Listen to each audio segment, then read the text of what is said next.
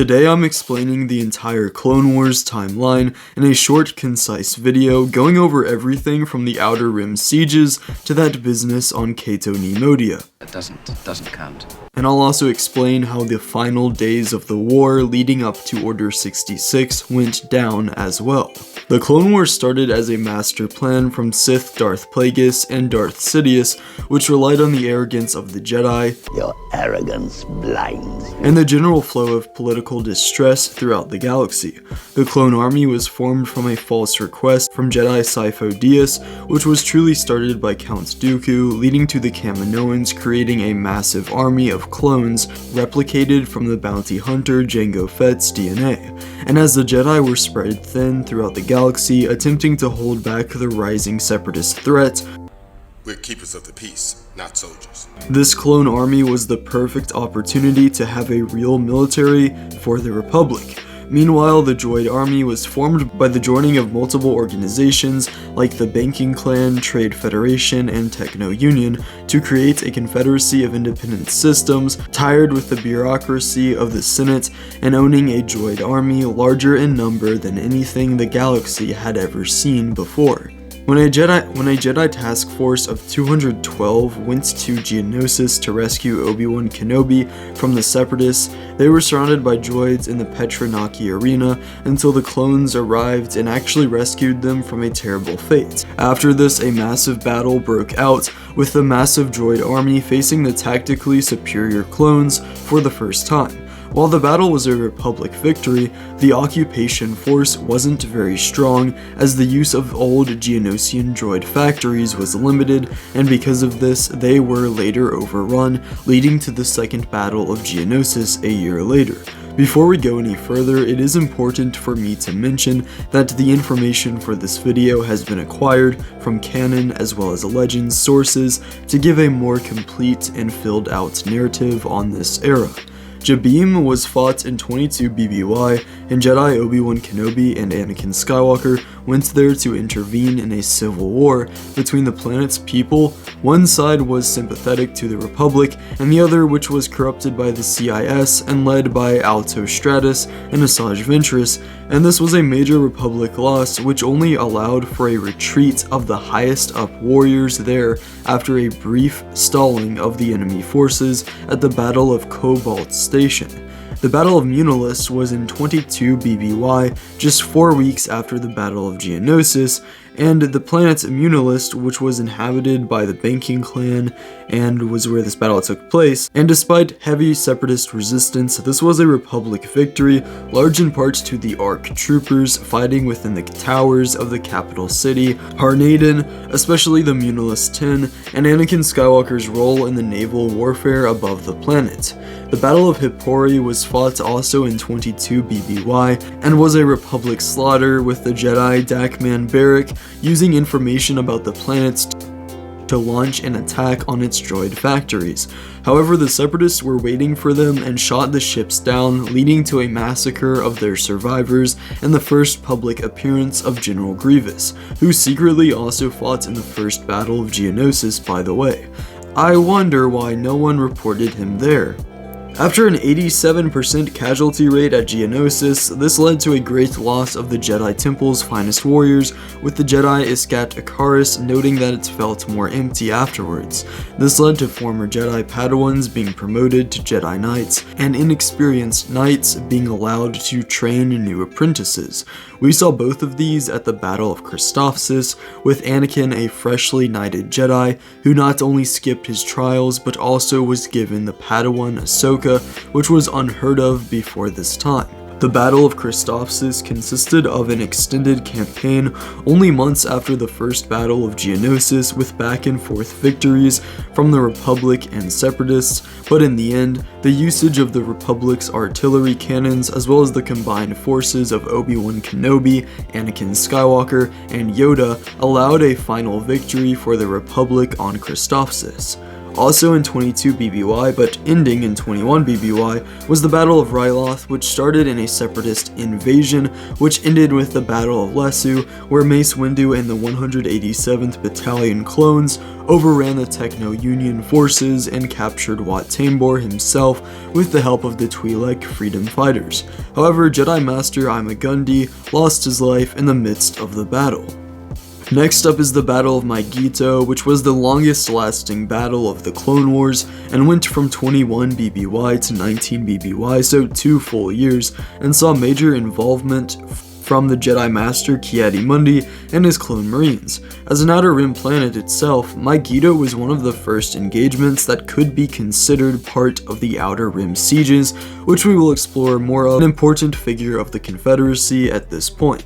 In 20 BBY, so 2 years into the war, Phase 2 clones were fully introduced to bring in more flexible and blaster-resistant armor to bring a swifter end to the Clone War. Because despite back and forth victories and losses between both sides, it did become clear at this point that the Republic certainly had the advantage over the Separatists in most battles, and also the possibility of winning the war.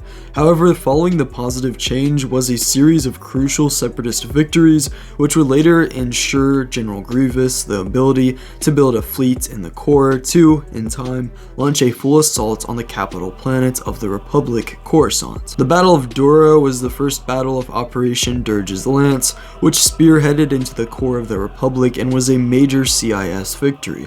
The battle destroyed the fragile ecosystem of Duro, and the Battle of Serish is the one which gave Clone Commando Gregor his PTSD, and despite the 212th Battalion using the Separatist artillery against them, at this battle the Separatists routed the clones, and there was a massive Republic slaughter. At the Battle of Umbara, however, the traitor Pong Krell helped weaken the clones, but despite this, the Republic invasion of the planet was considered generally a success for the clones. In the third and final year of the war in 19 BBY, the Separatists were pushed to the spiral arms of the galaxy, with the Outer Rim sieges being the final campaign of the war. After the CIS pushed a counter-offensive into the heart of the Republic at Coruscant, the Jedi were forced to send Jedi generals to the furthest reaches of the galaxy, which led to momentary stalemate, but eventually this actually turned the tide in favor of the Republic, making the Separatists think they were close to losing. Little did the Jedi know that this decision would play a major part in their downfall and utter destruction. But real quick, I'm going to go over my Bible and Christian section for this video. If you want to get back to the main topic, then skip to this time right here. And yeah, so our Bible quote of the day is actually from Esther, the Greek version, edition A, which is in the Apocrypha, not actually in the Old Testament. And this is from 11:10 and 11:11. It says, "Then they cried out to God, and at their outcry, as though from a tiny spring, there came a great river with abundant water. Light came, and the sun rose, and the lowly were exalted and devoured those held in honor." So this really stresses the whole idea we see often in the Bible, where it's actually talking about how, the lowest is actually first. He who suffers will be delivered into the kingdom of heaven, whereas he who is prideful and is, always striving to be the best and is oppressing other people because of their place of power, they shall, not be accepted into the kingdom of heaven, when compared to someone who is suffering constantly and in a position of power below everyone else, but just wants to be a good person. Album of the week is going to The Life of Pablo by Kanye West. I do be having a lot of Kanye albums on here, don't I? You can leave a comment on this video if you have any questions about it, any video suggestions, or just want to tell me how your week has been going. Don't forget that I upload normal videos every Friday at 5 o'clock p.m. Eastern Standard Time. I post shorts every single day, and you can subscribe if you want to, but now back to the video. After multiple Separatist stations allowed them to lead raids on the Republic, a counterattack onto the CIS-controlled Boz Pitti led to a siege of the planet, followed by the forces of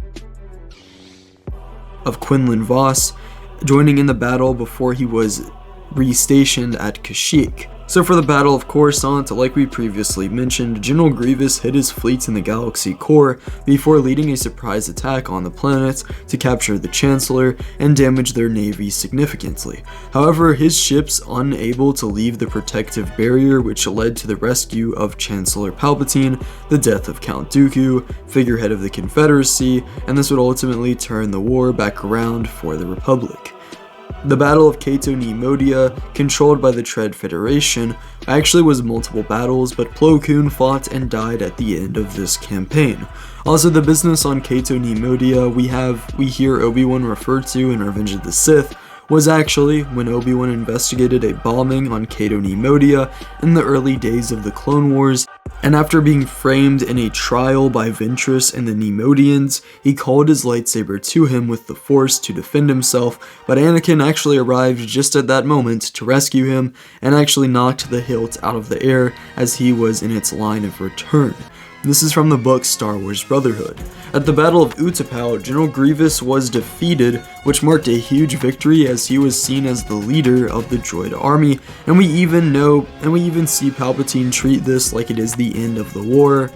However, this was not the official end of the war, and it wasn't until Order 66, where after multiple days of fighting on different planetary fronts, since the Jedi were spread out across the galaxy, this allowed for the genocide to be much more achievable as they couldn't band together on Coruscant and fight off the clones. It was truly a genius move on Palpatine's part. This also led to the creation of the Empire, thus defeating the Republic, and while the Separatist Council escaped from Utapau to Mustafar, they were then wiped out by Lord Vader, which defeated the CIS, so from a certain point of view, nobody won. And as interesting as the Clone Wars are, what's the use in learning about the Clone Wars without knowing about the Jedi generals that actually fought in them? So if you click this video right here, you can learn about the best users of each lightsaber form, but yeah, see ya.